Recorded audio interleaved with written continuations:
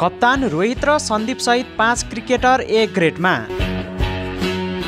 Nepal cricket सङ्घ क्यानले cricket खेलाडीहरूको नयाँ ग्रेडिङ सार्वजनिक गरेको छ।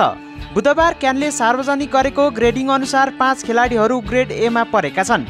ग्रेड एमा पर्ने खेलाडीहरूमा कप्तान रोहित कुमार पौडेलसँगै सन्दीप लामिछाने, सोमपाल कामी, दिपेन्द्र सिंह ऐरी र आसिफ शेख परेका छन्। त्यस्तै ग्रेड बीमा करण केसी, कुशल भुर्तेल, गुलशन शाह, ललित नारायण राजवंशी र अनिल शाह रहेका छन् भने ग्रेडिङ सीमा सन्दीप जोरा, आरिफ शेख, भीम सार्की र कुशल मल्ल रहेका छन्।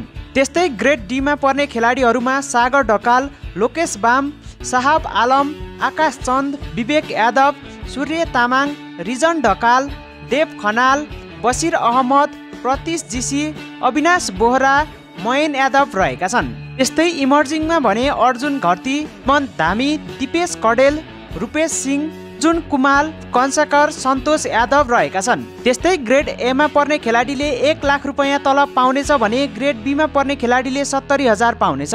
त्यस्तै ग्रेड सी को खेलाडीलाई 55,000 र ग्रुप डीमा पर्ने खेलाडीलाई 35,000 छ भने इमर्जिङ खेलाडीलाई 25,000 रहेको छ। त्यस्तै महिलातर्फको क्रिकेट ग्रेडिङमा पूजा महतो ए ग्रेडमा समावेश हुन सफल भएकी छिन्। सिनियर टिमकी कप्तान इन्दु वर्मा सहित पूजा, उप कप्तान रुबिना छेत्री र पूर्व उपकप्तान सीता राणा मगर ग्रेड एमा परेकी छिन्। यसअघि ग्रेड सीमा रहेकी पूजा फड्को मार्दै एमा पुगेकी हुन्। उनकै कप्तानीमा नेपालले अन्डर 19 महिला टोलीले पहिलो पटक आइसिसी अन्डर 19 महिला क्रिकेट विश्वकप खेलेको थियो। क्यानले महिलातर्फ एनुअल कन्ट्र्याक्टमा 19 खेलाडीलाई समावेश गरेको छ, जसमा एमा 4 खेलाडी रहेका छन् भने बीमा 1 र सीमा 2 खेलाडी रहेका छन्। ग्रेड बीमा कविता जोशी मात्र छिन् भने ग्रेड सीमा कविता कुबर र सम्झना खड्की रहेका छन्।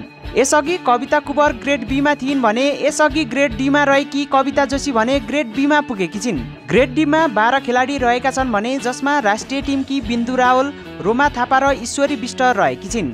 यस्तै अन्डर 19 राष्ट्रिय टिमका 9 खेलाडी पनि समावेश भएका छन्। 9 खेलाडी नै पहिलो पटक ग्रेड डीमा समावेश भएका हुन्, जसमा एलिसा यादव, सना प्रवीण, रिया शर्मा, सिमाना केसी, सावित्री धामी, कृष्मा गुरुङ, ज्योत्सिका मरासिनी, रचना चौधरी र मनिषा उपाध्याय रहेका छन्। क्यानका अनुसार ग्रेड एमा पर्ने महिला क्रिकेटरले मासिक 50,000 रुपैयाँ तलब पाउनेछन् भने बीले 35,000 र सीले 25,000 गरी डीले 20,000 तलब पाउनेछन्। यसअघि क्यानले इमर्जिङ क्याटेगोरी समावेश गरेकोमा यसपटक हटाइएको छ। ग्रेडिङ अङ्ग्रेजी वर्षको सुरुको 6 महिनाका लागि लागू हुने र त्यसपछि फेरि मूल्याङ्कन गरिने क्यानले जनाएको छ।